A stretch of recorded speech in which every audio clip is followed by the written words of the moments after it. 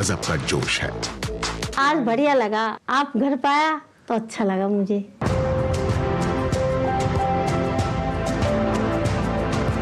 Mission 85 साल से अधिक उम्र के और दिव्यांग नागरिक अपना वोट दे पाए।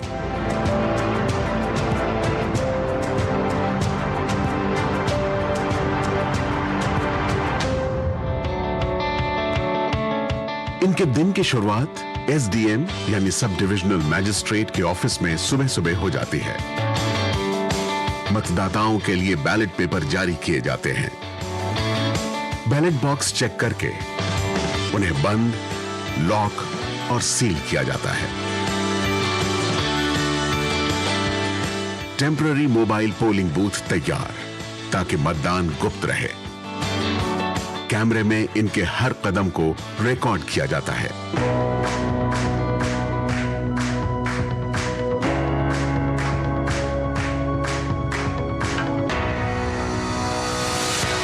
कुछ घंटे बाद टीम गांव की सड़कों पर अपनी मंजिल की तरफ बढ़ती हुई।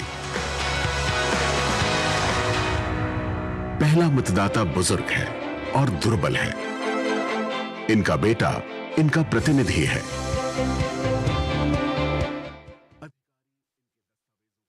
जनादेश के प्रायोजक है MDH, बढ़िया है, शुद्ध है। MDH मिर्ची, धनिया, हल्दी, असली मसाले, सच सच। MDH और गैलेंट एडवांस रबर, निर्माण का रियल हीरो।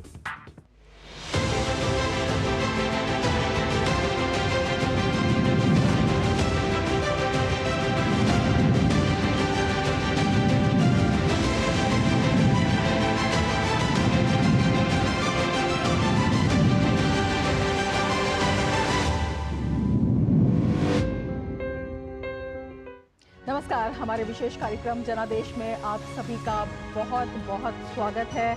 मैं हूं रमा त्यागी। जनादेश में हम आपको दिखाते हैं दिन भर की चुनावी हलचल क्या कुछ रही है, और अगर हम बताएं कि क्या रही दिन भर की चुनावी सरगर्मियां, चुनावी हलचल और कैसे चले बयानों के तीर, इन सभी पर हम बात करेंगे अपने इस पूरे कार्यक्रम में। लेकिन सबसे पहले देख लेते हैं सुर्खियां।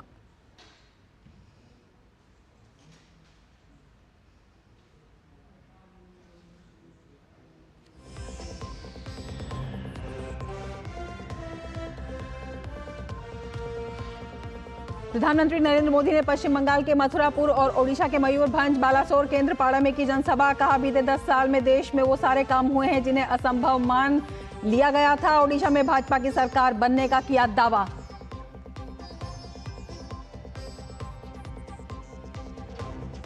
चौबीस की चुनौती में भाजपा के स्टार प्रचारकों ने झोंकी ताकत। अमित शाह ने उत्तर प्रदेश में चुनावी रैलियां कर सपा कांग्रेस गठबंधन पर बोला हमला। भाजपा अध्यक्ष जेपी नड्डा ने भी झारखंड में इंडी गठबंधन को घेरा। वहीं राजनाथ सिंह ने बिहार में कांग्रेस आरजेडी के महागठबंधन को घेरा।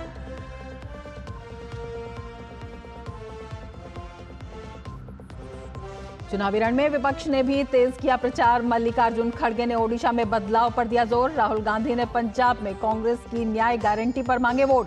तो वहीं प्रियंका गांधी वाड्रा ने हिमाचल में रैलियों को किया संबोधित। अखिलेश यादव ने भी यूपी में भरा दम। समाजवादी पार्टी के कद्दावर नेता और पूर्व मंत्री नारद राय ने अमित शाह की मौजूदगी में भाजपा का थामा दामन। बताया, समाजवादी पार्टी में हर पल हो रहा था अपमान। कहा, प्रदेश की ज्यादा से ज्यादा सीटों पर भाजपा को जिताना है लक्ष्य।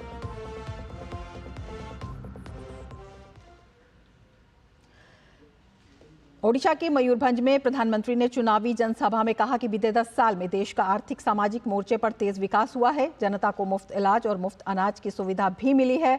अब देश ने ठान लिया है कि तीसरी बार भी वो पूर्ण बहुमत की सरकार बनाने जा रहे हैं।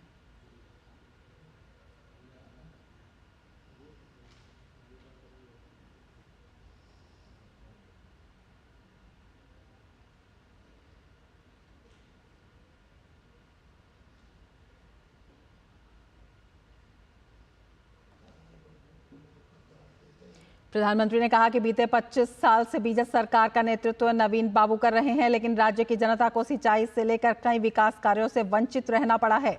उन्होंने विश्वास जताया कि जनता राज्य में भाजपा को चुनने जा रही है और 10 जून को भाजपा का मुख्यमंत्री शपथ लेगा। तब नवीन पटनायक की गिरती सेहत और उसके पीछे की साजिश के अंदेशे का पर्दाफाश होगा। सवाल ये कि नवीन बाबू की तबीयत खराब होने के पीछे क्या कोई षड्यंत्र है क्या? ये उड़ीसा के लोगों को जानने का अधिकार है। कहीं इसमें उस लॉबी का तो हाथ नहीं है ना, जो नवीन बाबू के नाम पर पर्दे के पीछे उड़ीसा में सत्ता भोग रहे हैं। इस रहस्य से पर्दा उठना जरूरी है। उठना चाहिए ना, पर्दा उठना चाहिए ना, पर्दा उठना चाहिए ना। इसका पर्दा उठना चाहिए, इसकी जांच आवश्यक है। इसलिए 10 जून के बाद उड़ीसा में भाजपा सरकार का विजय होने के बाद हमारी सरकार, उड़ीसा की भाजपा सरकार एक स्पेशल कमेटी का गठन करेगी और ये जांच करेगी कि अचानक नवीन बाबू की तबीयत क्यों गिरती जा रही है, उनकी तबीयत के साथ ये क्या हो रहा है, सारे तथ्य खोज करके निकाले जाएंगे। और जनादेश में लेते हैं एक ब्रेक। आप देखते रहिए डीडी न्यूज।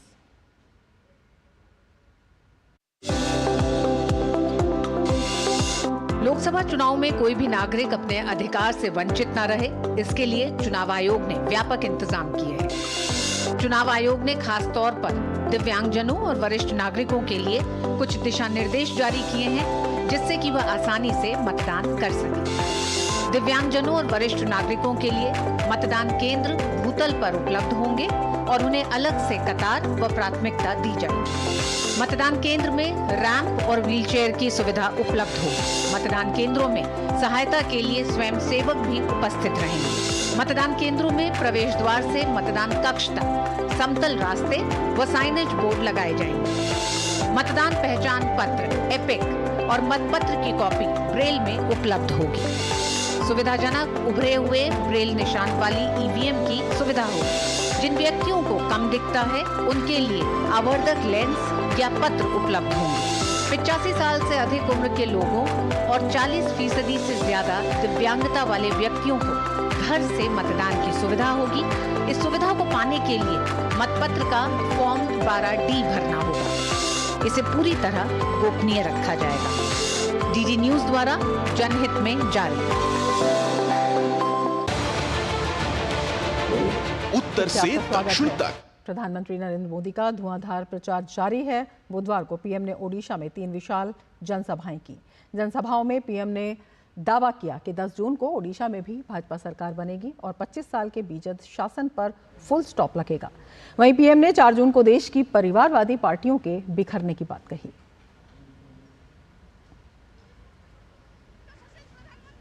18वीं लोकसभा चुनाव का आखिरी चरण और प्रचार का आखिरी दौर। प्रधानमंत्री मोदी ने ओडिशा में 3 जनसभा की, केंद्रपाड़ा, बालासोर और मयूरभंज।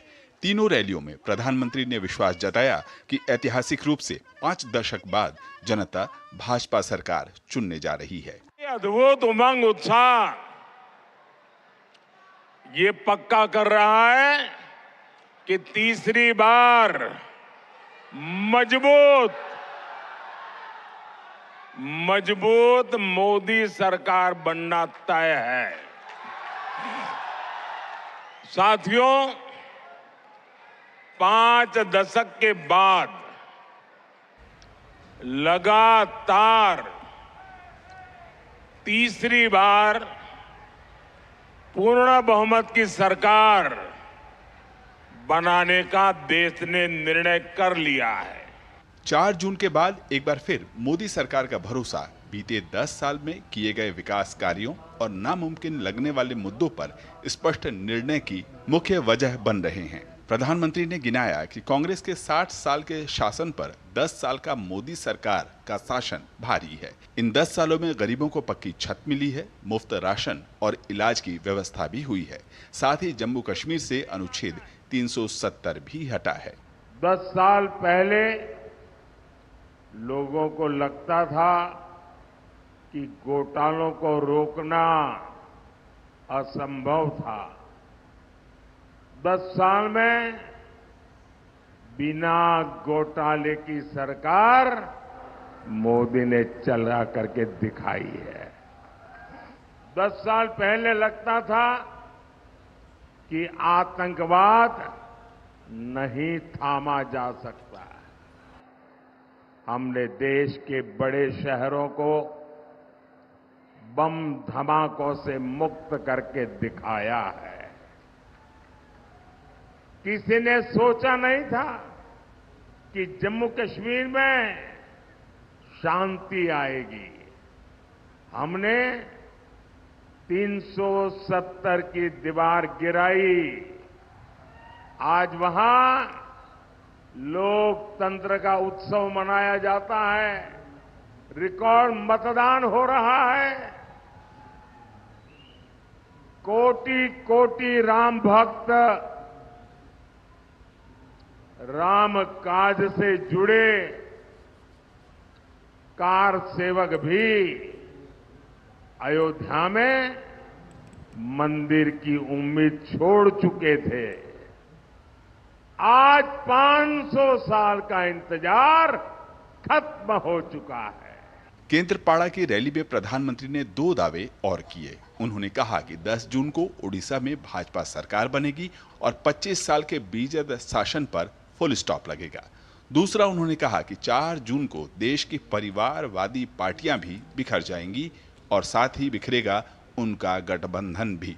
देश में जितनी भी परिवारवादी पार्टियां हैं, उनके कार्यकर्ताओं में निराशा चरम पर है। बार बार फेल होने वाले परिवारवादी नेताओं से उनके ही लोग सवाल पूछ रहे हैं। इसलिए अगले 6 महीने में हम परिवारवादी पार्टियों में एक नया बिखराव देखेंगे। बिखर जाएगी। प्रधानमंत्री ने दोहराया कि भ्रष्टाचार मुक्त शासन उनकी सरकार की प्रतिबद्धता है और लूटने वालों को लौटाना ही पड़ेगा, ये उनका संकल्प। नीरज, निशांत और असीम के साथ ब्यूरो रिपोर्ट, डीडी न्यूज। और 7वें और अंतिम चरण के लिए इंडी गठबंधन के नेताओं का भी धुआंधार प्रचार जारी है। कैसा रहा इंडी गठबंधन के नेताओं का प्रचार, देखिए इस खास रिपोर्ट में।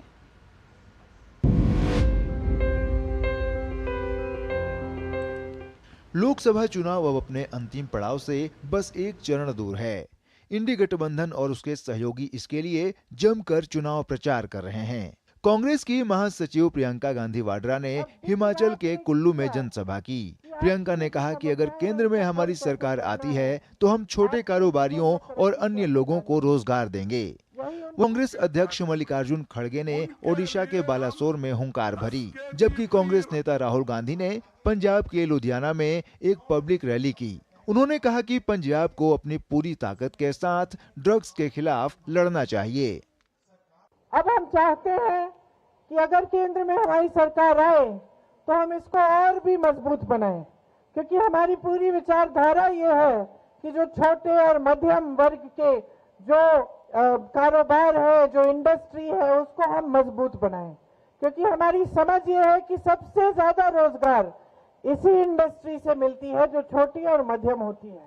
45 सालों में सबसे ज्यादा बेरोजगारी आज है।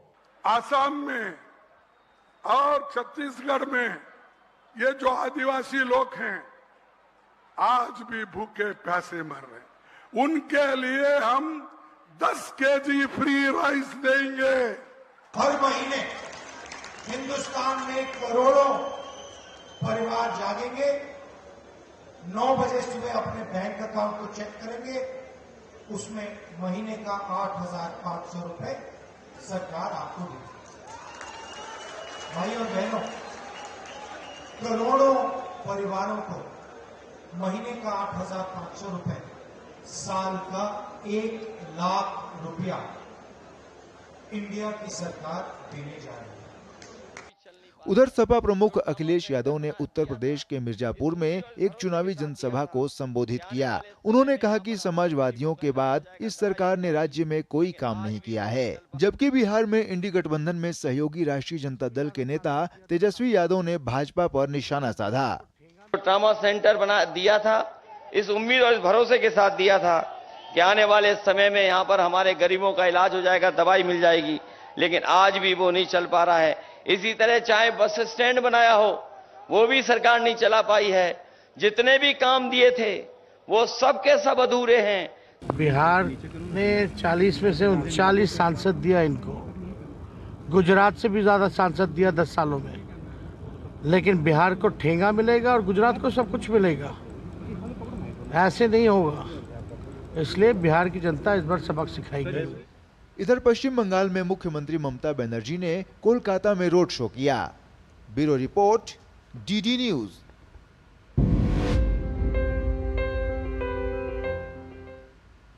और अब बात चर्चित लोकसभा सीट की।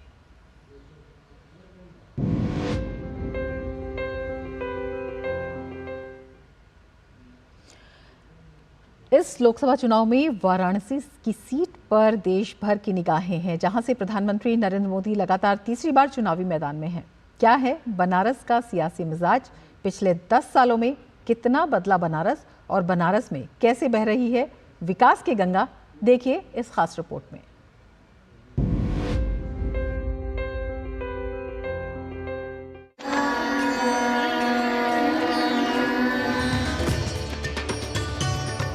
आदिकाशी अगाध आस्था केंद्र वाराणसी या बनारस, देश की सांस्कृतिक राजधानी काशी। धर्म कर्म आध्यात्म की नगरी वाराणसी ने सदियों से पूर्वांचल ही नहीं, समूचे देश की सामाजिक राजनीतिक चेतना को नई दिशा देने का काम किया। लेकिन विकास के लिहाज से यहाँ एक ठहराव था। साल 2014 से वाराणसी विकास की नई यात्रा पर चल पड़ी, जब वाराणसी सांसद और देश के प्रधानमंत्री के रूप में नरेंद्र मोदी को काशी सेवा और राष्ट्र सेवा का दायित्व मिला। बाबा विश्वनाथ की नगरी में आदिकाल से उत्तर वाहिनी गंगा बह रही है, तो वहीं अब यहाँ समानांतर विकास गंगा भी प्रधानमंत्री नरेंद्र मोदी के संकल्प से बह रही है।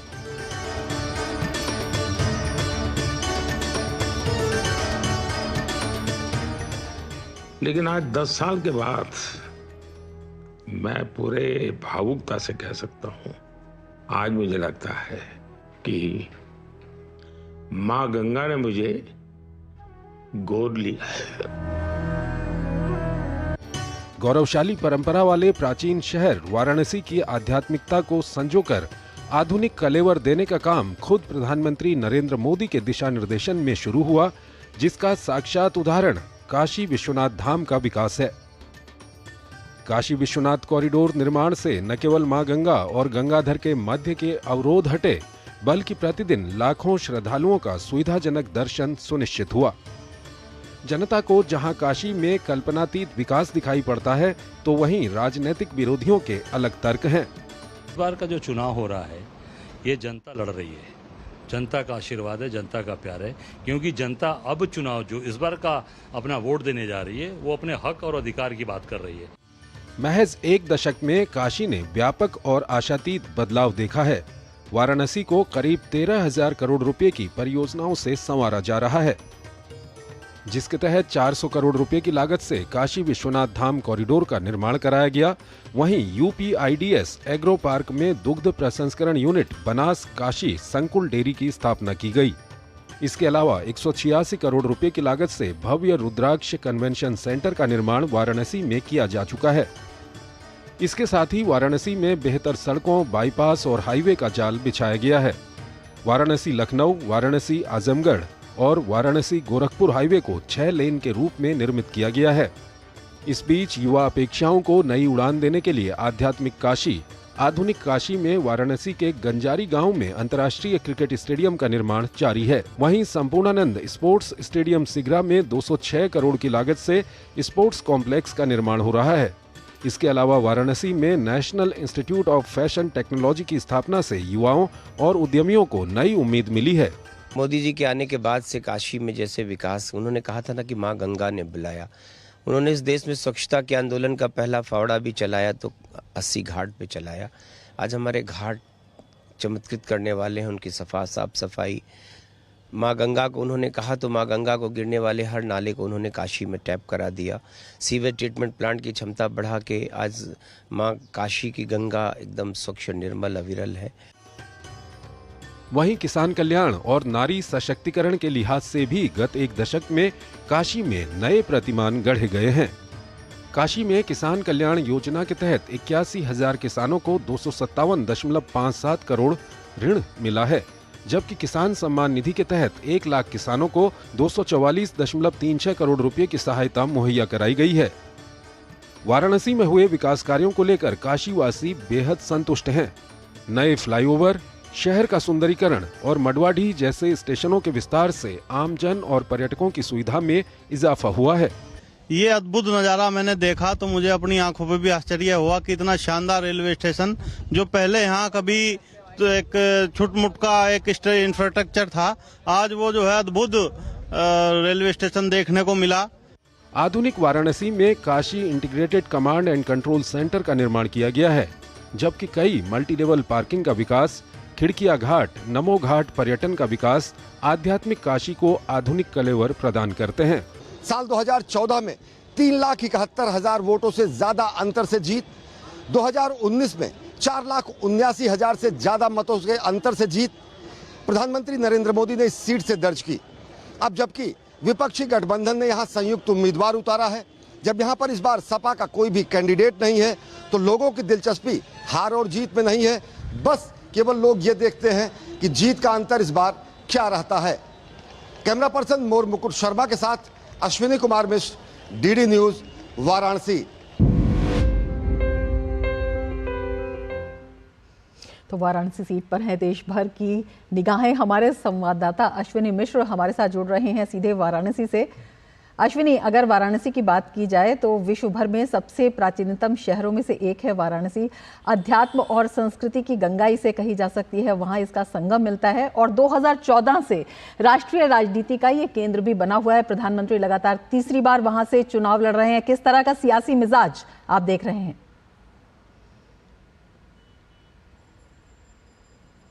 निश्चित तौर से रमा, अगर देखें हमारी आध्यात्मिक, सांस्कृतिक, बौद्धिक राजधानी काशी कहीं न कहीं विकास के मुद्दे पर पिछड़ गई थी। पूर्वांचल बेहद पिछड़ा इलाका माना जाता है। 2014 के बाद से लगातार यहाँ पर काशी और आसपास के पूर्वांचल के क्षेत्रों का इतना विकास हुआ है कि लोग अभिभूत हैं। जिस तरीके के राजनीतिक समीकरण की अगर आप बात कर रही, सियासी माहौल की बात करें, तो सियासी माहौल इस बार सीधा है। प्रधानमंत्री नरेंद्र मोदी के सामने इंडिया गठबंधन के संयुक्त उम्मीदवार के तौर पर अजय राय खड़े हुए हैं। अजय राय को पहली बार ऐसी स्थिति आ रही कि उन्हें दूसरे स्थान पर रहने का सौभाग्य मिलेगा, अगर जिस तरीके से वर्तमान स्थितियां हैं या फिर जिस तरीके से आम विश्लेषकों का मत है उस हिसाब से। अजय राय इससे पहले 3 हार की हैट्रिक लगा चुके हैं। आम जनमानस ये मान के चल रहा है कि प्रधानमंत्री नरेंद्र मोदी स्वाभाविक रूप से यहाँ पर जीतेंगे। खुद विपक्षी गठबंधन के लोग ये मान के चलते हैं यहाँ पर इस तरीके से कोई चुनौती नहीं है। अखिलेश यादव का एक तंज भरा वो बाइट भी मीडिया में चलती है, कहते हैं कि केवल एक ही सीट है क्योटो जहाँ पर हम लड़ाई में नहीं है, यानी कि विपक्षी भी ये मान के चलता है कि वो यहाँ पर लड़ाई में नहीं है। अगर जातीय समीकरण की बात करें या फिर यहाँ की बात करें तो यहाँ सीधे सीधे विकासवाद बनाम जातिवाद की लड़ाई है। जातीय समीकरण के आधार पर जहाँ संयुक्त गठबंधन के उम्मीदवार अपनी आशा को बलवती करने में लगातार जुटे हुए हैं, तो वहाँ एक पक्ष ये भी आता है कि पिछली बार के चुनाव में समाजवादी पार्टी की जो प्रत्याशी शालिनी वर्मा थी, उनको तकरीबन 1,95,000 वोट मिले थे। 1,52,000 के आसपास वोट मिले थे अजय राय को। प्रधानमंत्री नरेंद्र मोदी ने 4,79,000 से जीत दर्ज की थी, इससे पहले की 2014 की जीत उनकी 3,71,000 के आसपास थी। ये जीत का अंतर क्या होगा, लोगों की दिलचस्पी का विषय केवल यही है। अभिभूत हैं लोग प्रधानमंत्री नरेंद्र मोदी द्वारा यहाँ पर सांसद के तौर पर किए गए सेवा कार्य से। निश्चित तौर से जो विकास कार्य है वो पूरे पूर्वांचल को प्रभावित करता है। रमा, एक चीज़ मैं ये कहूँगा कि काशी हिंदू विश्वविद्यालय बहुत बड़ा शिक्षा का केंद्र था, BHU बहुत बड़ा अस्पताल था माना जाता था, लेकिन इस पूरे क्षेत्र में बहुत बड़ी समस्या ये थी कि छोटे छोटे इलाज के लिए भी, ऑपरेशन के लिए भी लोगों को, जिस तरीके से यहाँ पर पंडित मदन मोहन मालवीय यहाँ पर कैंसर संस्थान की स्थापना की गई, ट्रॉमा सेंटर की स्थापना की गई, जिस तरीके से शहर के चारों तरफ फ्लाईओवर्स का निर्माण किया गया, बाईपास का निर्माण किया गया, सड़कों का चौड़ीकरण किया गया, काशी एकदम नई नवेली सवरी सजी काशी दिखती है। हाँ, अच्छी बात यह है कि काशी की आध्यात्मिकता को सजोकर, मूल आत्मा को सजोकर ये विकास किया गया है, जिससे भी लोग बेहद ये मान के चलते हैं कि काशी के मूल स्वरूप को परिवर्तित नहीं किया गया, इसे संवर्धित ही किया गया है। जाति समीकरण के आधार पर चुनाव है, जातिवाद बनाम विकासवाद के नाम पर चुनाव है। देखिए स्थितियां क्या बनती हैं, जनता को अब बस इंतजार है मतदान के दिन का, 1 जून का। बिल्कुल, जिस तरह से आपने पहले की तुलना की है अश्विनी, और काशी के विकास की बात कही है, काशी में जिस तरह से 10 सालों में विकास की गंगा बही है वो सबने देखा है और सभी उससे अभिभूत भी हैं। क्या ये इन चुनावों में एक बहुत बड़ा फैक्टर है और अपेक्षाएं भी इससे और बढ़ गई हैं?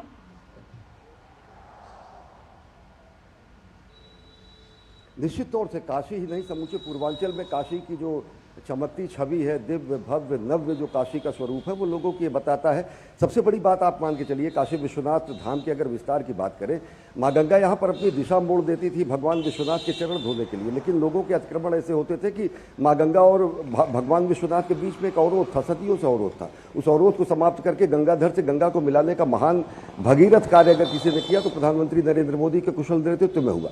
और उसके अलावा सबसे बड़ी बात यह है कि 80 घाट पर, जैसा कि जब स्वच्छता अभियान की शुरुआत हुई, खुद प्रधानमंत्री ने वहाँ पर फावड़ा चलाकर श्रमदान करके पूरे देश को वो संदेश दिया कि किस तरीके से हम स्वच्छता अभियान को आगे बढ़ाएं, और स्वच्छता अभियान के सफलता की कहानी पूरी दुनिया के सामने है। काशी की जिस तरीके से विकास की जो अपेक्षाएं थी वो आज दिखता है कहीं ना कहीं। वो घाटों के चाहे सौंदर्यीकरण की बात हो, चाहे यहाँ पर किए गए आधारभूत संरचना के विकास की बात हो, चाहे रोजगार स्वरोजगार के बढ़ते हुए साधनों की विचार हो, हथकरघा यहाँ पर बहुत बड़ा उद्योग था, बुनकरों की बहुत बड़ी अपेक्षाएं थी, उन सबको पूरा करने के लिए एक integrated trade felicitation centre Deendayal हस्तकला संकुल की स्थापना की गई है। बहुत सारे ऐसे कृषि अनुसंधान के केंद्र स्थापित किए गए हैं। चावल अनुसंधान केंद्र का जो दक्षिण में परिसर था वो कैंपस लाकर यहाँ पर स्थापित किया गया है। गन्ना से संबंधित जो शोध के संस्थान के वो यहाँ पर स्थापित किए गए। किसान क्रेडिट कार्ड की बात छोड़िए, किसान अनुदान सम्मान निधि की बात छोड़िए, किसानों को अपने फल को सही मंडी तक पहुँचाने के लिए, उपज का सही लाभ हासिल करने के लिए ऐसे ऐसे बड़ी बड़ी मंडियों की स्थापना की गई है। ई कॉमर्स प्लेटफॉर्म पर यहाँ के किसान, और सबसे बड़ी बात यहाँ के जो उत्पाद हैं उनको GI टैग दिया गया है। बनारसी साड़ी हो या फिर यहाँ के अन्य उत्पाद हो, उनको अंतर्राष्ट्रीय पहचान मिली है। तो जो बातें तंज के तौर पर कही जाती है कि काशी क्योटो बना कि नहीं बना, लेकिन उनको ये समझ पाना चाहिए कि काशी को एक नया अंतर्राष्ट्रीय वैश्विक पहचान बना है। वो आध्यात्मिकता से आधुनिकता के कलेवर में अपने को सजोते हुए एक नए भारत के उत्कर्ष की कहानी लिख रहा है। रमा, बिल्कुल बिल्कुल। एक छोटा सा सवाल आपसे और पूछना चाहेंगे अश्विनी, जिस तरह से काशी को एक नया रंग मिला है और एक मिसाल दी जाती है कि संस्कृति और विकास जो है, हमारी विरासत और विकास जो है वो साथ साथ चल सकता है, और शायद यही वजह है जब आप एनालिसिस करते हैं कि विपक्ष पहले से ही यहाँ पर अपने आप को कमज़ोर मानकर चल रहा है, हार मानकर चल रहा है, कितने अंतर से होगा इसका वो आकलन लगा रहे हैं और उसमें भी गर्व का अनुभव करेंगे। एक बात आपसे और जानना चाहेंगे, ये जो पूरा इलाका है, पहले जातिवाद जो था यहाँ पर, यहाँ की रग रग में बसा हुआ था, प्रधानमंत्री मोदी ने यहाँ पर राजनीति को भी एक नई दिशा दी है। जातिवाद से जो विकासवाद की राजनीति यहाँ पर शुरू हुई है,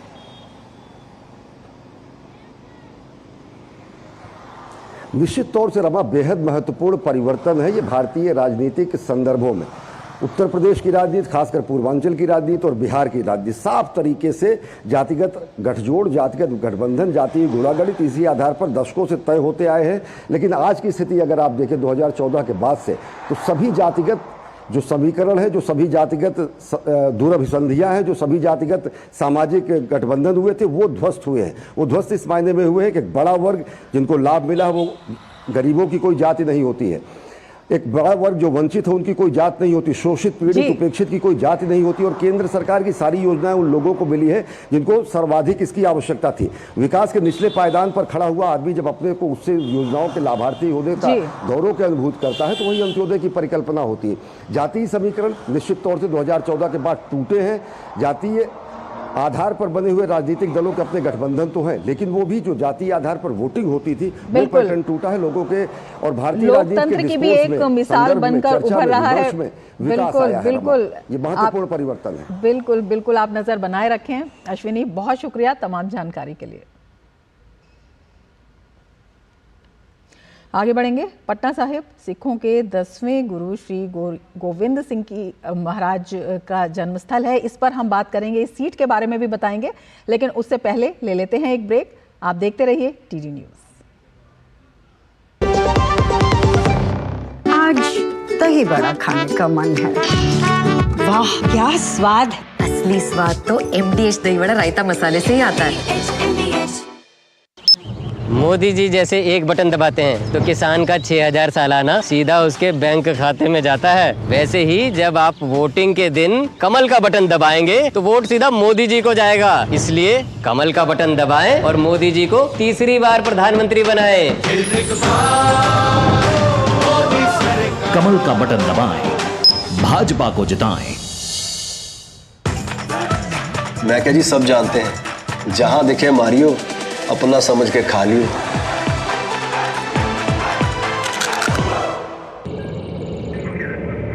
Curiosity can take you to some out of the world places. Took me to the moon today. Curious about this place? Scan this QR code before I take it off with my Seat tires.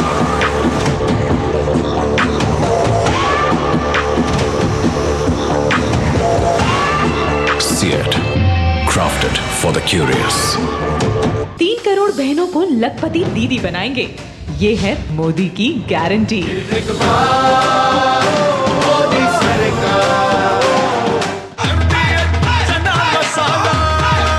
अब छोलिया हो या लोबिया, सफेद चने या काले चने, सब कुछ मजेदार बने।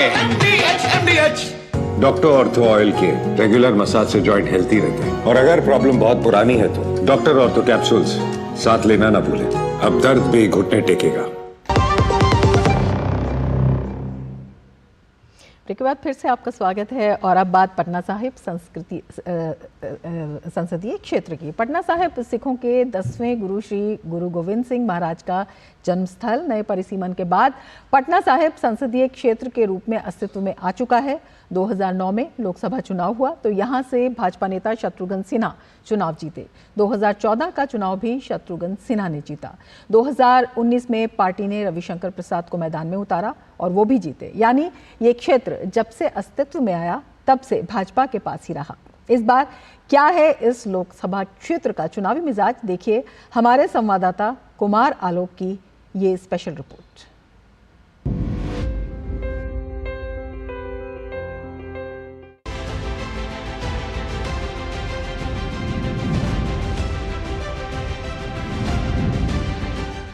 बिहार की राजधानी पटना जिले में आने वाली high profile Lok Sabha seat Patna Sahib का शुरू से ही राजनीतिक रुतबा रहा है। गंगा नदी के दक्षिणी किनारे पर बसे पटना साहिब लोकसभा सीट का चुनावी इतिहास ज्यादा लंबा तो नहीं है, लेकिन दिलचस्प बहुत है। साल 2008 से पहले पटना केवल एक लोकसभा क्षेत्र था, लेकिन 2008 में परिसीमन के बाद शहर में 2 लोकसभा सीटें पाटलिपुत्र और पटना साहिब बनी। खास बात यह है कि इस लोकसभा सीट पर अब तक हुए चुनावों में भाजपा ही जीत दर्ज करती आई है।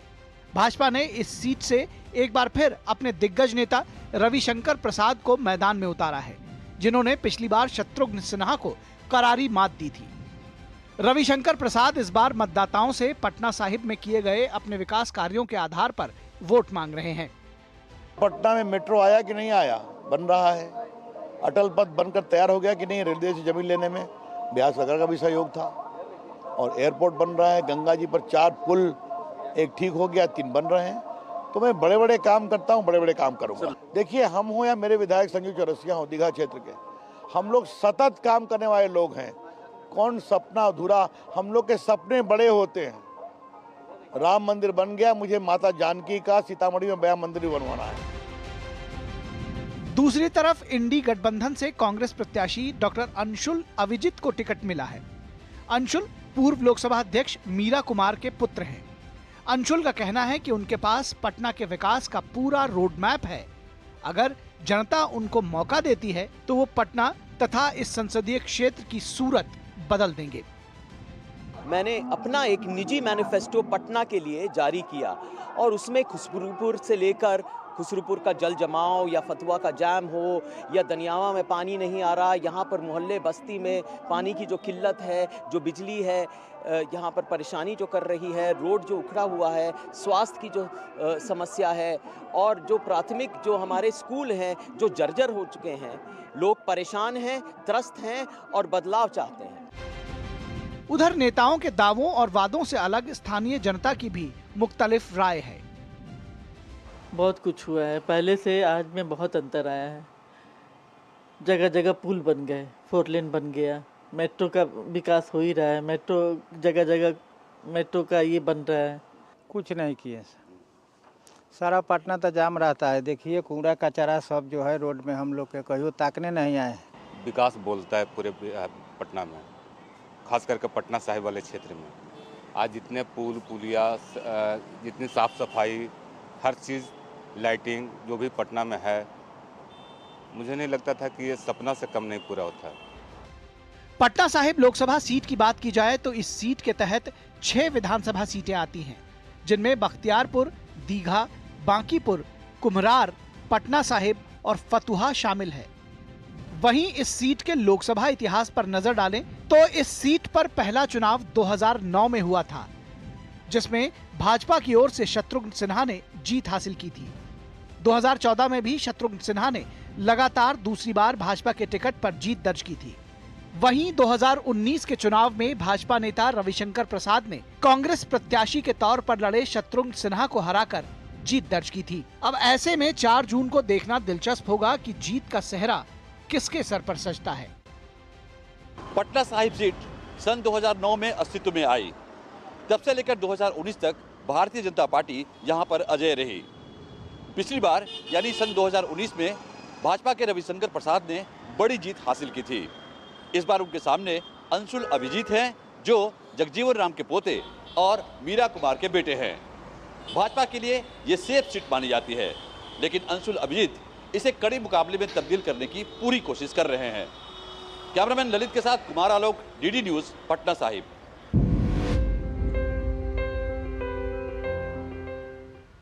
जनादेश में आगे बढ़ेंगे, लेकिन उससे पहले लेते हैं एक ब्रेक। आप देखते रहिए डीडी न्यूज।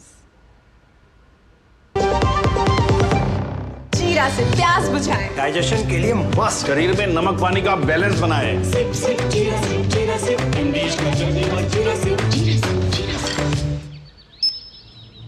मोदी जी जैसे ही एक बटन दबाते हैं तो बुजुर्गों की पेंशन सीधा उनके बैंक खातों में आ जाती है। वैसे ही जब आप वोटिंग के दिन कमल का बटन दबाएंगे तो वोट सीधा मोदी जी को जाएगा। इसीलिए कमल का बटन दबाएं और मोदी जी को तीसरी बार प्रधानमंत्री बनाएं। कमल का बटन दबाएं, भाजपा को जिताएं। तेरी होने वाली मदर इन लोग कुछ ज्यादा ही ट्रेडिशनल है। ट्रेडिशनल लोग ज्यादा इमोशनल होते हैं। तो भाई साहब, कोई किसी की लाइफ में आग नहीं लगा पाएगा। समर कूल, जो हर दिल करे कबूल। गोल्डी छोले मसाले, जहाँ जाए रिश्ते बनाए, जहाँ जाए रिश्ते बनाए। गोल्डी मसाले, स्वाद से सबको दीवाना कर दे, दीवाना कर दे। पता का चाय, गजब का स्वाद। Delivery boy has picked your order. अरे भाई पता है भूख लगी है। 30 मिनट का मैसेज नोटिफिकेशन आया था ना। मैसेज के सारे थोड़ी बैठ सकते हैं। कल आपने कुछ शेयर्स बेचे थे ना? हाँ, तो चेक किया? मैसेज आया तो था। सिर्फ मैसेज काफी नहीं है। आप शेयर मार्केट में कोई भी ट्रांजैक्शन करते हैं ना, तो स्टॉक एक्सचेंज से आए SMS या ईमेल को अपने डीमैट अकाउंट और बैंक स्टेटमेंट के साथ भी टैली कीजिए। बेटा भूख में ना दिमाग बंद हो जाता है। समझ कर इन्वेस्ट कर। आतंकवाद, नक्सलवाद पर होता रहेगा कड़ा प्रहार। ये है मोदी की गारंटी।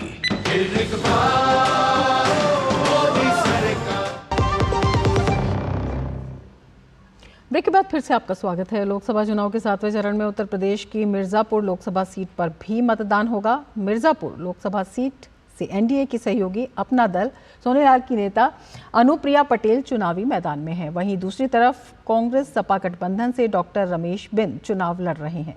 क्या कहते हैं मिर्जापुर के चुनावी समीकरण, देखिए हमारे संवाददाता शैलेंद्र मिश्र की यह खास रिपोर्ट।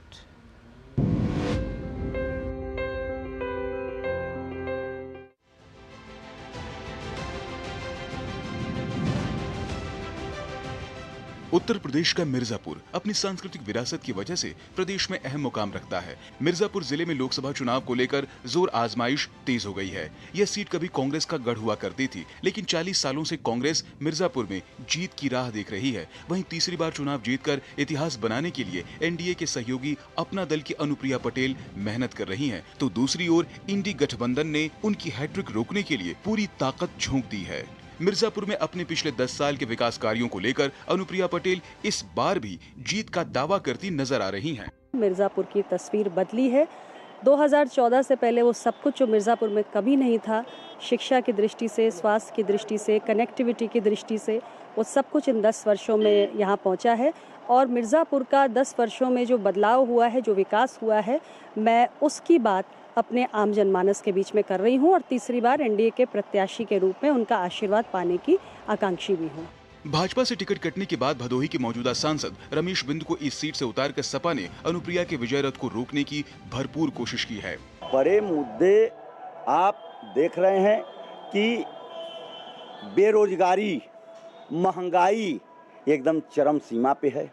आज देख रहे हैं बैकलॉग की भर्तियां खाली हैं, कोई बैकलॉग की भर्ती नहीं हो रही है। इलाके में भले ही नेता अलग अलग दावे कर रहे हों, लेकिन जनता भी इलाके में विकास के विभिन्न मुद्दों पर अपना पक्ष रख रही है।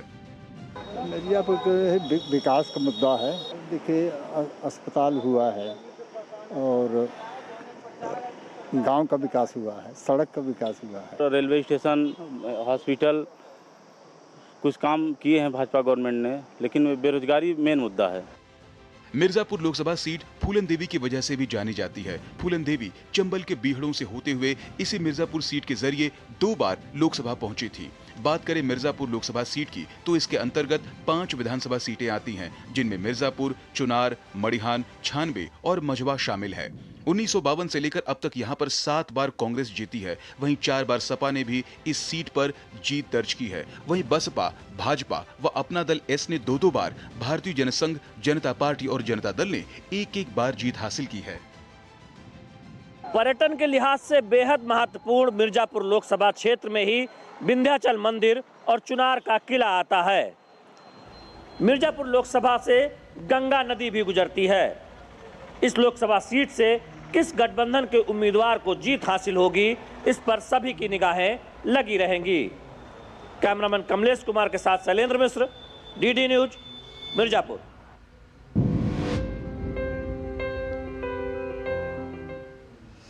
आगे बढ़ेंगे, लेकिन उससे पहले लेते हैं एक ब्रेक। आप देखते रहिए डीडी न्यूज। पाव भाजी को फेवरेट बनाता है एमडीएच पाव भाजी मसाला। एमडीएच पाव भाजी मसाला। एमडीएच बनाए पाव भाजी लाजवाब। एमडीएच। मोदी जी जैसे एक योजना बनाते हैं तो मुफ्त राशन आपके घर पहुंचता है। वैसे ही जब आप वोटिंग के दिन कमल का बटन दबाएंगे तो वोट सीधा मोदी जी को जाएगा। इसीलिए कमल का बटन दबाएं और मोदी जी को तीसरी बार प्रधानमंत्री बनाएं। कमल का बटन दबाएं, भाजपा को जिताएं। मैं कैप्टन होता ना, ओपन कराता। अब हर कोई ओपन करेगा तो मैच कौन क्लोज करेगा? तो भाई साहब, अब कोई किसी की लाइफ में आग नहीं लगा पाएगा। समर कूल, जो हर दिल करे कबूल। Curiosity can take you to some out of the world places. Took me to the moon today. Curious about this place? Scan this QR code before I take it off with my Seat tires.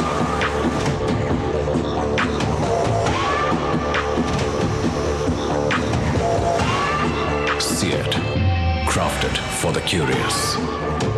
स्वाद से सबको दीवाना कर दे, दीवाना कर दे। पता का चाय, गजब का स्वाद।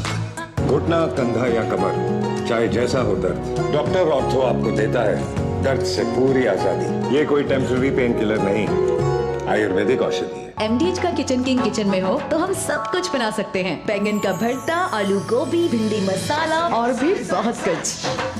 MDH।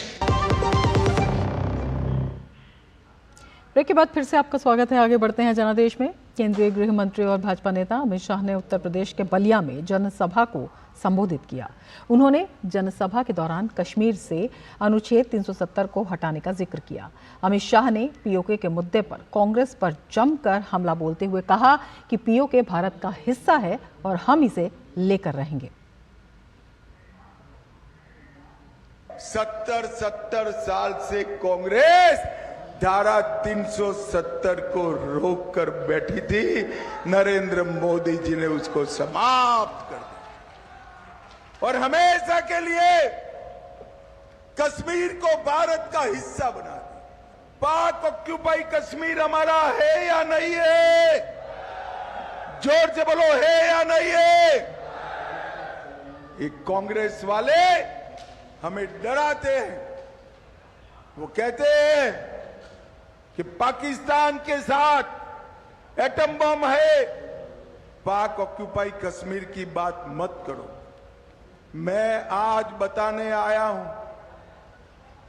राहुल बाबा, हम भाजपा वाले हैं, एटम बम से नहीं डरते हैं।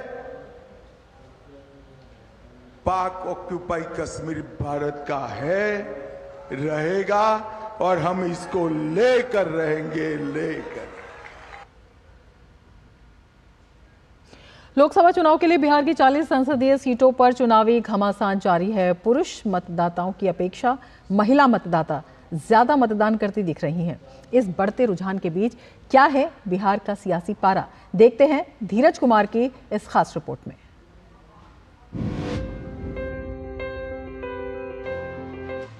बिहार चुनाव आयोग के आंकड़ों के मुताबिक दूसरे चरण में 56% पुरुषों ने मतदान किया तो वहीं महिला मतदाताओं ने 62% मतदान किया। तीसरे चरण में पुरुषों के मुकाबले 12% अधिक महिला मतदाताओं ने लोकतंत्र के महापर्व में हिस्सा लिया। चौथे चरण में पुरुषों के मुकाबले 8% तो वहीं पांचवें चरण में 9% तो छठे चरण में 11% अधिक महिलाओं की लंबी कतारें मतदान केंद्रों पर देखी गईं। लोकतंत्र के पर्व में महिलाओं की बढ़ती भागीदारी के पीछे चुनाव आयोग की मेहनत साफ झलकती है। महिलाओं का भागीदारी पिछले इलेक्शंस में भी बढ़ा था, लेकिन इस बार डेफिनेटली बहुत बड़ा है। कुछ विधानसभा क्षेत्र में 13%, 14% महिलाओं का मतदान प्रतिशत पुरुषों से अधिक है। इसका तैयारी विगत लगभग 1 साल से हो रहा था। महिलाओं की बढ़ती भागीदारी ने बिहार के बढ़ते तापमान को और भी तेज कर दिया है। भाजपा के दावों में महिला सशक्तिकरण, महिलाओं का मोदी मैजिक पर भरोसा, आधी आबादी को धुएं से मिली मुक्ति जैसे तर्क हैं। इज्जत घर ने महिलाओं को आत्मगौरव का एहसास दिलाया तो राशन ने आत्मनिर्भर। महिला जो सबसे पीछे, आबादी तो मानते हैं घर का परिवार का एक हिस्सा रही है, लेकिन उसे एक परिवार के रूप में प्रमुखता के साथ जो एक नेतृत्वकर्ता के तौर पर अगर सम्मान दिया है तो ये मोदी जी ने दिया है। दूसरी तरफ जेडीयू का दावा है कि नीतीश कुमार के सुशासन में चुस्त दुरुस्त कानून व्यवस्था और महिलाओं की राय पर बनी शराबबंदी नीति ने महिला शक्ति को नई ताकत दी है। मुख्यमंत्री जी का एक बहुत ही दूरगामी सोच था, जो महिलाओं को सामाजिक, आर्थिक, राजनीतिक, हर मैं कह सकती हूँ कि चौमुखी विकास जो कह सकती महिलाओं के लिए उन्होंने शुरुआत की। 2019 के लोकसभा चुनाव में राज्य की 40 लोकसभा सीटों में से 32 सीटों पर महिलाओं ने पुरुषों की तुलना में अधिक मतदान किया था। आंकड़ों की बात करें तो इस बार के चुनाव में 26 से अधिक सीटों पर महिलाओं की भूमिका अहम रहेगी। वहीं कांग्रेस के दावों की बात करें तो उनके मुताबिक महंगाई और बेरोजगारी ने महिलाओं को बदलाव के लिए मतदान केंद्रों तक पहुंचाया है। सबसे बड़ी बात यह है कि विगत 10 वर्षों में जिस तरीके से खाद्य पदार्थों का, गैस का, पेट्रोल का दाम बढ़ा है, बेरोजगारी बढ़ी है, ये सब महिलाओं को लाइन में लाके खड़ा कर दिया है। दूसरी तरफ आरजेडी के अपने तर्क हैं। महिला घबराई हुई हैं, मां के बेटे घर में बेरोजगार बैठे हैं या परदेश कमाने गए हैं। आरजेडी महिला सशक्तिकरण पर जोर देने की बात करते हुए कह रही है कि 22 सीटों में से 6 सीटों पर उन्होंने महिलाओं को टिकट दिया है। राजद को देख लीजिए, बिहार की सबसे बड़ी रीजनल पार्टी है। हम लोग 22 सीट बांटे हैं, उसमें से हम लोग 6 सीट महिलाओं को दिए हैं। तो एक चंक सीट्स हम लोग महिलाओं को दिए हैं और ये दिखाता है कि अगर महिला की कोई पार्टी अगर इज्जत करती है तो हमारी ही पार्टी है, राजद है। बीते चुनाव में महिलाओं की मतदान में ज्यादा भागीदारी देखी गई है और वोटिंग के मामले में उन्होंने पुरुषों को पछाड़ा है। अब देखना है कि आधी आबादी की बढ़ती भागीदारी किस राजनीतिक दल की तरफ अपना रुझान दिखाती है। लोकतंत्र में महिलाओं की बढ़ती भागीदारी ने बिहार में सियासी पारे को तेज कर दिया है। सभी राजनीतिक दलों के अपने अपने तर्क हैं, राजनीतिक पंडित अपने हिसाब से विश्लेषण कर रहे हैं। अब ये देखने वाली स्थिति है कि मतदान केंद्रों पर महिलाओं की लंबी लंबी कतारें किस तरफ जाती है या किस राजनीतिक दल को लाभ पहुंचाती है। कैमरामैन संदीप कुमार के साथ धीरज कुमार, डीडी न्यूज, पटना। और जनादेश में आगे आपको दिखाएंगे हिमाचल से चुनावी हलचल, लेकिन उससे पहले लेते हैं एक ब्रेक। आप देखते रहिए डीडी न्यूज। अब तक टेस्टी राजमा बनाना नहीं आया? बिना MDH राजमा मसाला के टेस्टी राजमा कैसे बनेगा? MDH राजमा मसाला। क्या स्वादिष्ट राजमा बनाए। MDH। किसान के खाते में सीधे 6000। मोदी की गारंटी।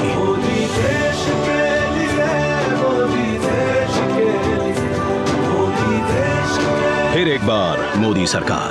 कमल का बटन दबाएं, भाजपा को जिताएं। गोल्डी छोले मसाले, जहाँ जाए रिश्ते बनाए। जहाँ जाए रिश्ते बनाए, गोल्डी मसाले। Curiosity can take you to some out of the world places. Took me to the moon today. Curious about this place? Scan this QR code before I take it off with my Seat tires.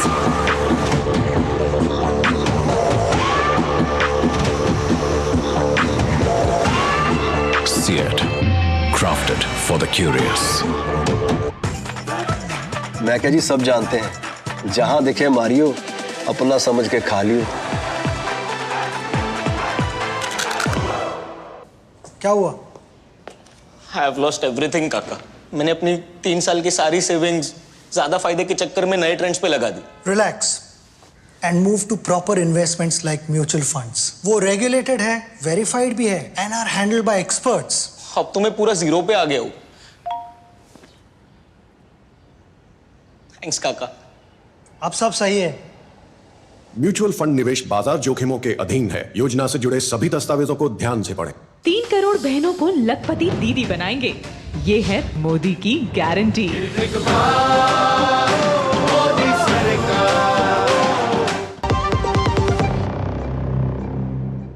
Break के बाद फिर से आपका स्वागत है और अब कार्यक्रम के अंत में चलते चलते देखते हैं हिमाचल के हमीरपुर लोकसभा क्षेत्र से भाजपा प्रत्याशी और केंद्रीय मंत्री अनुराग सिंह ठाकुर के साथ डीडी न्यूज़ की संवाददाता रीमा पराशर के साथ खास बातचीत। इलाके में प्रचार के दौरान उन्होंने विभिन्न मुद्दों पर बात की। इसके साथ ही उन्होंने उम्मीद भी जताई कि 4 जून को भाजपा 370 और एनडीए 400 से अधिक सीटों पर जीत हासिल करेगी। आप देखिए ये खास बातचीत। हमें दीजिए इजाजत। नमस्कार।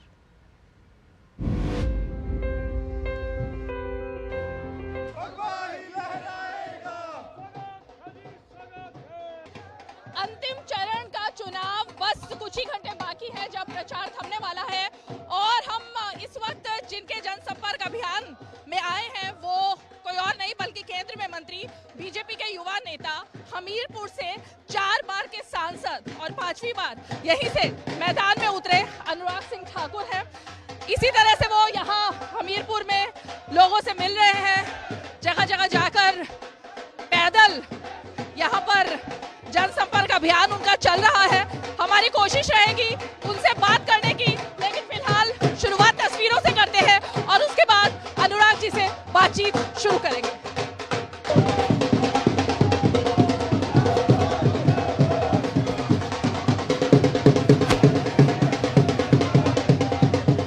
अंतिम चरण का मतदान और उसका प्रचार खत्म होने में अब कुछ ही घंटे बाकी हैं। एक एक वोट बेहद ही कीमती है आपका, इसलिए आप घर से जरूर निकलें और वोट दें।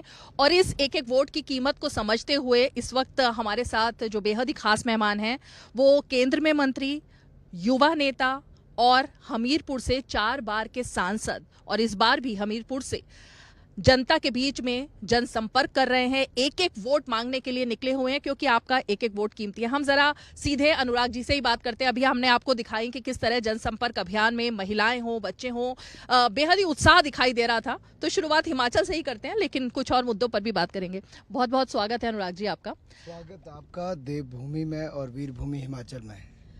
4 सीटें हिमाचल की। इस बार हर बार तो लगता है कि बीजेपी एकदम 4 की 4 सीटें जीत लेती है, लेकिन इस बार क्या कुछ क्रूशियल लग रहा है? हर बार की तरह इस बार भी 4 की 4 चौका लगाएंगे और मोदी जी की झोली में 4 सीटें हिमाचल की डालेंगे। एक सीट को लेकर थोड़ा सा लग रहा है कि वहां पर लड़ाई है, ऐसा कांग्रेस पार्टी कह रही है। आज प्रियंका गांधी मंडी पहुंची हुई हैं, वहां वो कह रही हैं कि यहाँ पर हम ऐसा शासन लेकर के आए हैं जो कि कभी बीजेपी नहीं लाई और उसी वादे के साथ वो लोकसभा में भी आई। हम कांग्रेस ऐसा शासन लाना ही नहीं चाहते जो झूठे हों, धोखे हों और ठगने का काम हो। ठगा हुआ महसूस करती है हिमाचल की जनता, क्योंकि यही प्रियंका गांधी जी आज से 16 महीने पहले कहकर गई थी कि 1500 रुपया महीना महिलाओं को मिलेगा। 16 महीने बीत गए, 24-24 हज़ार देनदारी एक एक महिला की हो गई, लेकिन मिला नहीं। 2 रुपये किलो गोबर, 100 रुपये लीटर दूध खरीदना था, खरीदा नहीं। 300 यूनिट बिजली के मुफ्त मिलने थे, मिले नहीं। 1 लाख सरकारी नौकरियां मिलनी थी, वो मिली नहीं। बागवानों को उचित दाम मिलने थे, वो मिले नहीं। तो दिया क्या? कुछ नहीं। आप जो महिलाओं की बात कर रहे हैं, राहुल गांधी तो हर जगह आज भी और पंजाब में भी उन्होंने ये बात कही कि 8500 रुपये खटाखट बैंक में आ जाएंगे। हाँ, जिस तरह से इन्होंने गरीबी हटाओ, गरीबी हटाओ, गरीबी हटाओ का नारा दिया था, लेकिन गरीबी मिटी नहीं। गरीब मिट गया। अगर ऐसे ही राहुल गांधी जी को समझ आता तो मैं कहूँगा कि राहुल जी, आपकी दादी के भी पिता नेहरू जी, फिर दादी जी, फिर पिताजी, फिर माता जी, फिर आप, सब ने नारा दिया गरीबी हटाओ। लोग गरीब ज़्यादा हुए, गरीबी हटी नहीं। लेकिन गरीब माँ का बेटा नरेंद्र मोदी आए तो उन्होंने गरीबी हटाई है। 25 करोड़ गरीबों को गरीबी रेखा से बाहर निकाला है। प्रियंका गांधी कह रही हैं कि वो तो शिमला की बेटी हैं और शिमला की ही नहीं बल्कि पूरे हिमाचल की बेटी हैं और हिमाचल की आवाज़ को दिल्ली में जब पहुंचाना होगा तो वही पहुंचा पाएंगी। राहुल गांधी भी कह रहे हैं कि उनका जो रिश्ता है वो एक तरीके से हिमाचल से ऐसा है जो किसी का नहीं। अगर प्रियंका जी हिमाचल में घर बना के हिमाचल की बेटी हो गई तो मैं पूछता हूँ, क्या उनको 1500 रुपया महीना मिला? क्या 16 महीने में उनको 24,000 आ गया? इसका जवाब जनता को जरूर दें। अगर नहीं मिला तो समझ सकते हैं कि अगर उसको नहीं मिला तो प्रदेश में किस बेटी को मिला होगा। अनुराग जी, इंटरेस्टिंगली बात हम लोकसभा चुनाव की कर रहे हैं, लेकिन हर रैली में दिखाई दे रहा है कि कांग्रेस पार्टी ये कह रही है कि आप उनकी राज्य सरकार को गिरा नहीं पाएंगे। ये मामला कहाँ से आ जाता है कि राज्य में सरकार गिरने वाली है? जी, वो अपने बोझ से गिरेगी जब भी गिरेगी, क्योंकि उनके ही 9 विधायक छोड़कर आए, किसी ने बुलाया नहीं तो खुद आए और अपनी सरकार से तंग होकर आए, सरकार के कामकाज के तरीके से तंग होकर आए। तो सरकार को खतरा लग रहा है आपको? जनता के ऊपर निर्भर करता है। वोट सारी की सारी सीटें जिताएंगे तो सरकार चुनाव के बाद ही गिर जाएगी। दूसरी तरफ, क्योंकि अब हम हिमाचल से थोड़ा सा आगे बढ़े, उत्तर प्रदेश जिसमें कि जब विधानसभा के चुनाव हुए आप प्रभारी भी थे और आपने लगातार देखा कि किस तरह योगी जी की वहां पर सरकार एक बम्पर वोटों से बनी, लेकिन अखिलेश यादव कह रहे हैं, कल ही उनका ये बयान आया कि अभी तक उनको लगता था कि एक वाराणसी की सीट बीजेपी के लिए बच जाएगी, लेकिन अब तो लगता है कि 80 की 80 सीटें जो हैं वो बीजेपी हार रही है। लोगों ने दिन में भी सपने देखने शुरू कर दिए। जिनकी पिछली बार जमानतें मुश्किल से बची, आज वो सारी की सारी सीटें जीतने की बात करते हैं। इससे बड़ी अफवाह क्या होगी? अफवाह है ये, मतलब आपको लगता है उत्तर प्रदेश में क्या पिछली बार का रिकॉर्ड टूटेगा या इस बार कुछ? 100% टूटेगा रिकॉर्ड। मच बेटर होगा, बहुत अच्छा होगा। दूसरी तरफ अग्निवीर एक ऐसा मुद्दा है जो हिमाचल और हमने देखा हरियाणा में भी सुनाई दिया। कांग्रेस कह रही है सत्ता में आएगी तो अग्निवीर को खत्म कर देगी। कांग्रेस पार्टी ये भी कह रही है कि उनकी दादी मतलब इंदिरा गांधी ने तो सेना को एकजुट किया, लेकिन आपकी सरकार ने 2 श्रेणियों में बांट दिया। देखिए, कांग्रेस ने तो रक्षा सौदों में सदा दलाली खाई है। नेहरू जी के समय जीप घोटाला, राजीव जी के समय बोफोर्स घोटाला, इनके समय अगस्ता वेस्टलैंड सबमरीन घोटाला और रक्षा सौदों के अलावा भी अन्य कई घोटाले किए। इन्होंने तो फौज को ना बुलेट प्रूफ जैकेट लेके दी, ना लेटेस्ट हथियार दिए और ना ही लड़ाकू विमान लेके दिए। अब ढंढोरा पीटने से कुछ नहीं होगा, क्योंकि इन्होंने 1,20,000 करोड़ देके मोदी जी ने 1 रैंक 1 पेंशन दिया, जो कांग्रेस ने 40 साल नहीं दिया था। तो अगर सेना के लिए किसी ने किया है मनोबल बढ़ाना भी और सुविधाएं देना भी, तो मोदी जी ने किया है। तो आपको लगता है अग्निवीर का जो मुद्दा है वो आपके पक्ष में जा रहा है, या उस पर एक नैरेटिव बनाने की जो कोशिश है उसका कुछ नुकसान होगा? देखिए, अग्निवीर 100% जॉब की गारंटी है। 100 लोग सिलेक्ट होंगे तो 100 के 100 को 4 साल के लिए सेना में अपनी सेवाएं देनी होगी, और उसके 4 साल के बाद 25% लोग वहीं रह जाएंगे सेना में, और जो बाकी 75% है उनको केंद्रीय रिजर्व पुलिस बल, राज्य की पुलिस, पब्लिक सेक्टर एंटरप्राइजेस और प्राइवेट सेक्टर, इन सब में एक कोटा के रूप में अवसर मिलेगा फिर नौकरी करने का, रिलैक्सेशन मिलेगी अपनी एज में, सर्टिफिकेट में और एजुकेशन क्वालिफिकेशन में, और इसके अलावा इनको 4 साल पूरा करने पे लगभग 20 लाख रुपया मिलेगा। तो आप कल्पना करो, आपने देश के लिए सेवा भी दी, फौज भी यंग हुई, आपको 20 लाख 4 साल के बाद भी मिला, तनख्वाह अलग मिली, और उसके बाद आपके हज़ारों जॉब्स की अपॉर्चुनिटीज़ और पड़ी हैं। एक तस्वीर काफ़ी वायरल हो रही है आजकल, राहुल गांधी हर जगह संविधान की कॉपी लेकर के रैलियों में जा रहे हैं, जनसभाओं में जा रहे हैं, और संविधान को हाथ में लेकर वो दिखा रहे हैं कि 70 साल में देश जहां पहुंचा है वो इसी संविधान की वजह से, लेकिन संविधान को बचाने की लड़ाई अब लड़नी पड़ रही है आपसे। शायद राहुल गांधी जी देश को याद करवा रहे होंगे कि संविधान दिया था बाबा साहब अम्बेडकर ने, उनको अपमानित किया था कांग्रेस ने, प्रताड़ित किया था, राजनीति से बाहर किया था, और इसीलिए शायद दिखा रहे हैं कि इन्होंने अब SC ST OBC का रिजर्वेशन भी 5% कम करना शुरू कर दिया है। तो संविधान को कुचला तो राहुल गांधी जी और इनके परिवार और पार्टी ने 62 बार संशोधन किए हैं, और अनेकों ऐसे उदाहरण हैं जहां पर इन लोगों ने धज्जियां उड़ाई संविधान की। इंदिरा गांधी जी की इमरजेंसी हो, राजीव गांधी जी का शाहबानो केस में पलटवार करना हो, ये लोग अपने आप को व्यवस्थाओं से और संवैधानिक संस्थाओं से ऊपर समझते हैं, इसीलिए शायद लोकतंत्र का मजाक भी उड़ाते हैं और संविधान का भी। ये जो मैंने आपसे सवाल पूछा संविधान वाला, ये अनुराग जी, क्योंकि आप INB मिनिस्टर भी हैं, इस पूरे चुनाव में एक नैरेटिव गढ़ा गया और एक वीडियो कहीं विदेश से अपलोड होती है, उसके बाद पूरा विपक्ष उसको चलाने लगता है, चाहे वो आरक्षण का मुद्दा रहा हो या ये संविधान बचाने की बात जो है ये एक मुद्दा रहा हो। लगता है आपको कि ये एक खतरा है? हिंदुस्तान की जनता बहुत समझदार हो गई है। अभी भी देखिए, पाकिस्तान के मंत्री तारीफों के कसीदे पढ़ रहे हैं राहुल गांधी जी के, अरविंद केजरीवाल जी के, ममता बनर्जी जी के। इससे पता चलता है कि हिंदुस्तान में कुछ लोग रहते हैं, उनका शरीर यहाँ है, उनका मन पाकिस्तान में, उनका दिल धड़कता है तो पाकिस्तान के लिए। ये बात आपने अपनी रैली में भी लगातार कही, मैं सुन रही थी आपका भाषण, पाकिस्तान का किस तरह से कांग्रेस को सपोर्ट है। अरविंद केजरीवाल ने तो हालांकि सोशल मीडिया पर कह दिया कि हमें आपके सपोर्ट की ज़रूरत नहीं है, हम अपनी लड़ाई खुद लड़ेंगे, तो उन्होंने तो अपना पल्ला पाकिस्तान से हटा लिया, क्योंकि यहाँ पर जिस तरह से बैकलैश हुआ तो उनको करना ही पड़ेगा। तो पाकिस्तान वाला जो मुद्दा है, ये आपको लगता है कि क्योंकि सीमा पार की बात है इसलिए कहीं क्लैश करेगा? नहीं, इन्होंने देखिए, कभी विदेशी फंडिंग की बात हो और उन ग्रुप्स की जो खालिस्तान मूवमेंट का समर्थन करती है उनसे चंदा लेने की, तो अपने आप में सवाल कई एक नहीं अनेक खड़े करता है। लगता है यहाँ पर आपसे मिलने के लिए लोग काफ़ी ज़्यादा आतुर हैं। एक बार ज़रा हम अपने कैमरे के माध्यम से दिखाते हैं कि जगह जगह पर जहाँ से भी अनुराग जी निकल रहे हैं वहाँ पर इस तरह से लोग खड़े हुए हैं, सपोर्टर्स खड़े हुए हैं और वो उनको ग्रीट कर रहे हैं, उनसे मिल रहे हैं। यही लोकतंत्र में एक नेता के लिए ज़रूरी भी होता है कि वो सिर्फ चुनाव में ही नहीं वैसे भी मिले, और यहाँ पर ये प्यार और सम्मान दिखाई दे रहा है अपने नेता के लिए।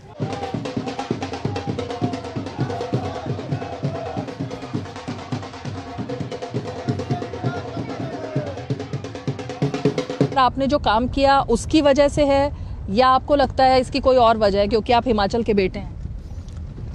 मुझे लगता है जनता के बीच में अगर आप लगातार रहो, उनकी समस्याओं को हल करो, सेवा भाव से काम करो, तो ये ऐसा बहुत सारे लोगों के साथ देश में होता है जो ज़मीन से जुड़े हैं, और ज़मीन से जुड़े रहना राजनीति में बहुत आवश्यक है।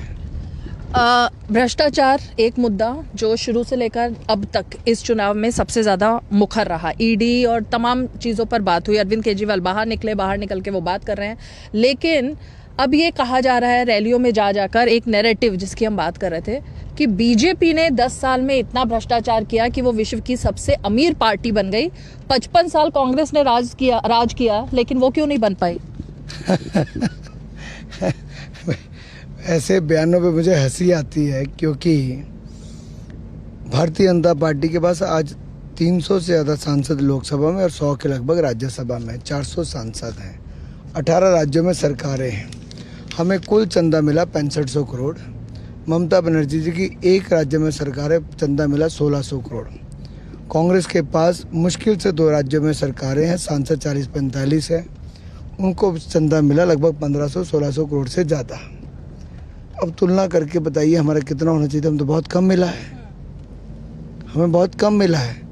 लेकिन कांग्रेस को जितना मिला, इसका मतलब इनका बहुत सारा परिवार के पास भी गया होगा पार्टी से ज़्यादा। हम तो पारदर्शिता लाए कि चेक से दो, इलेक्टोरल बॉन्ड खरीदो और आप अपना टैक्स बेनिफिट भी लो। लेकिन कांग्रेस और बाकी विपक्षी दल ये चाहते थे कि चंदा कैश में ही मिले, ताकि पता ही न चले किसने दिया और कहाँ गया। तेजस्वी यादव आजकल काफ़ी वायरल हो रहे हैं अपने अंदाज को लेकर, जिस तरीके के बयान वो दे रहे हैं उसको लेकर। उन्होंने कहा कि एक बिहारी जो है वो गुजरातियों से नहीं डरता है, ये वायरल हो रहा है आजकल उनका बयान। उन्होंने सीधे कह दिया यूपी बिहार के लोगों को डराएं ना हमें। देखिए, जात पात की राजनीति तक ये लोग फंस के रह गए हैं। काश इन लोगों ने विकास किया होता तो आज बिहार कहीं का कहाँ होता। चारा घोटाले से लेके जमीन फॉर जॉब घोटाला, ये लालू जी के परिवार के ही घोटाले हैं, और इन्होंने ऐसा कोई मौका नहीं छोड़ा जब इन्होंने भ्रष्टाचार ना किया हो। अब केवल बिहारी का नाम ले लो, जात का नाम ले लो और ऐसे क्षेत्र का नाम पे बांटोगे तो मुझे लगता है ये अब चलता नहीं। लोग बहुत समझदार हो गए। कह रहे हैं कि देश को बेच दिया, और क्योंकि हम दूरदर्शन न्यूज़ पर बात कर रहे हैं आपसे, उन्होंने दूरदर्शन का भी नाम लिया। कह रहे हैं कि आपने दूरदर्शन को भी बेच दिया। ये खबर हमारे पास तक तो पहुंची नहीं। अब आरोप कुछ भी झूठे लगाने तो कुछ भी बोलो, किसी के क्या जाता है, कोई तथ्य तो देने नहीं इनको। अंत में अनुराग जी, आपको लगता है ये चुनाव शुरू हुआ था विकास की बात से, लेकिन अब खत्म होते होते तक ध्रुवीकरण भी इसमें आ चुका है? क्योंकि एक तरफ बात हुई आरक्षण की, उस पर पलटवार हुआ। आपको लगता है भटका चुनाव या अपनी लीक पर चल रहा है? जनता बहुत समझदार है, वो सुनती है, मनोरंजन करती है, वापस फिर जाके कमल का बटन दबा के बीजेपी को जिताती है। तो कितनी सीटें अब लग रही है? क्योंकि 4 तारीख भी नजदीक ही है, तो जरा अनुमान थोड़ा सा आपका क्या लग रहा है? 4 से जुड़ा हुआ है, अब की बार 400 पार पूरी तरह से 100%। बहुत बहुत शुक्रिया और best of luck Anurag ji. DD news से खास बातचीत के लिए तो अनुराग सिंह ठाकुर, जिनके इतने व्यस्त कार्यक्रम में, और क्योंकि कुछ ही घंटे अब शेष हैं इस प्रचार के खत्म होने में, बैक टू बैक उनके कार्यक्रम लगे हुए हैं, इस बीच में उन्होंने हमारे लिए वक्त निकाला आप दर्शकों के लिए।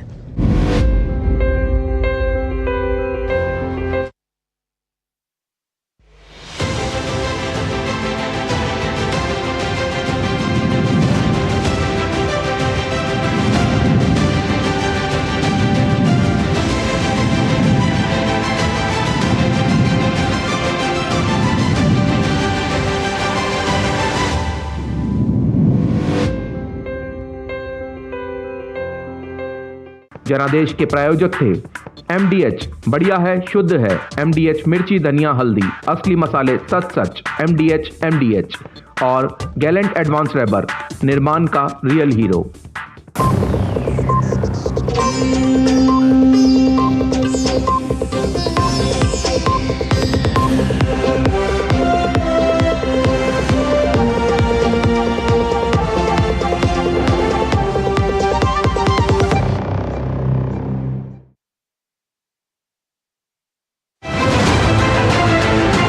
दुनिया की सबसे तेज रफ्तार और 5वीं सबसे बड़ी अर्थव्यवस्था विश्व स्तर के बुनियादी ढांचे, भारत की फिनटेक क्रांति की कहानी मेक इन इंडिया और स्टार्टअप इंडिया की सफलता की, आर्थिक जगत की सुर्खियां, आम आदमी के लिए क्या है मायने, शेयर बाजार और दूसरे फाइनेंशियल मार्केट्स के तमाम अपडेट्स, कारोबार जगत की बड़ी खबरों का सटीक और सरल विश्लेषण।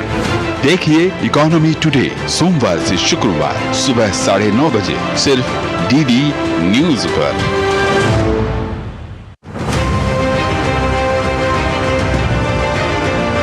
लोकतंत्र के महापर्व में हर आवाज रखती है मायने। आम चुनावों के लिए क्या है जनता की